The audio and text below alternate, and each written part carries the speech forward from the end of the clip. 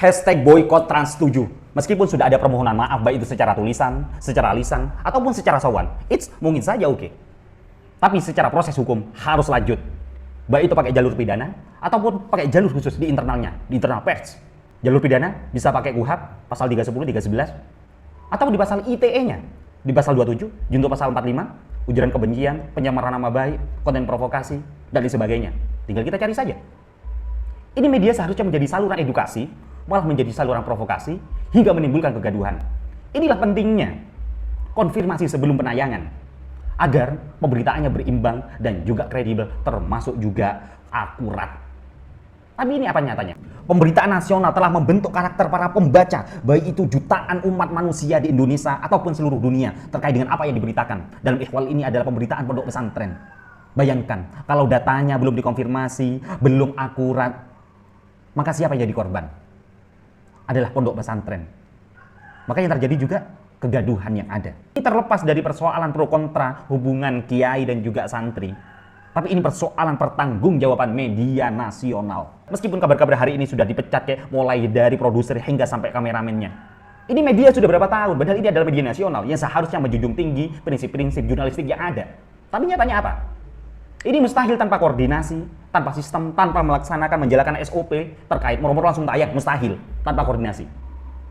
Berarti patut diduga ada kesengajaan dan juga khususnya pengisi voice over-nya ini. Minggu mulia Ibu Nyai ini seteguk susu itu para santri harus dengan tabah jalan jongkok. Oh, mungkin lagi olahraga kali ya.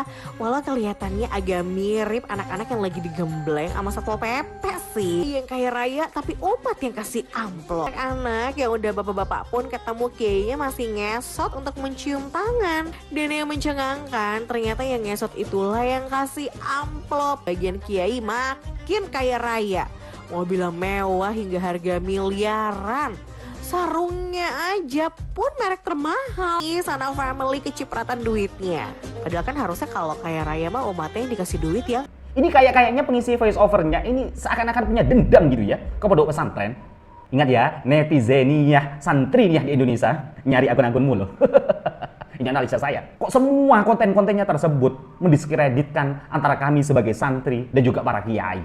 Semua dikontekskan hubungan transaksional. Padahal kami dan guru kami dan para masyayikh kami adalah hubungan spiritual dan juga moral.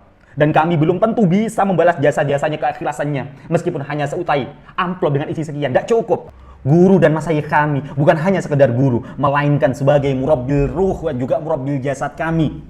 Bahkan apabila kami ditakdir bisa ngeladeni para masyayikh, para kiai kita. Oh, itu yang kami harapkan. Itu hal yang paling istimewa. Sebab yang kita harapkan adalah tabarukannya, barokahnya, wabil ending nanti ziyadah lil ilmi, ziyadah lil khair. Ilmunya bisa bermanfaat di tatanan masyarakat. Padahal mereka yang telah menyiapkan generasi-generasi lanjutannya. Yang lain sama-sama adu narasi, adu anarkis, main narkoba, judi dan sebagainya. Para santri ngaji dan mengaji.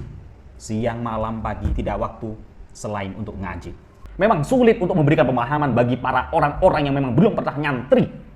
Khususnya nyantri di ma'had, di pondok pesantren Ahlus Sunnah wal Jamaah, khususnya An-Nahdiyah. Coba aja, minimal nyantri 1 bulan saja. Rasakan perubahannya. Maka tata cara pemikiranmu yang awalnya itu udah masuk akal sampai ngasihkan ampul dan sebagainya, itu akan terbantahkan secara otomatis. Udah rasakan sendiri. Kalau hanya mondok kilat sehari, 2 hari, 3 hari, udah jadi komentar. Bahkan mantan presiden kita almarhum Kiai Haji Abdurrahman Wahid ataupun Gus Dur, kalau sudah diperintah oleh para kiai, para ulama, sudah sami'na wa ta'na, nu analisa, nu bantah. Suruh loncat sumur. Suruh jadi presiden. Termasuk juga Presiden Prabowo. Ketika bertemu para masyayikh kami, para kiai kami, langsung sungkem ta'ziman. Sebab dia hormati ilmunya, dia hormati kealimannya, dan juga keikhlasannya. Memang benar apa yang didawuhkan oleh Al-Mukarram Kiai Haji Afifuddin Muhajir. Bahwa setelah terjadi konflik nasab habaib, maka yang disasar selanjutnya adalah para kiai dan juga pondok pesantren. Apalagi kemarin ada makanan empuk. Dengan adanya insiden robohnya bangunan di sebuah pondok pesantren.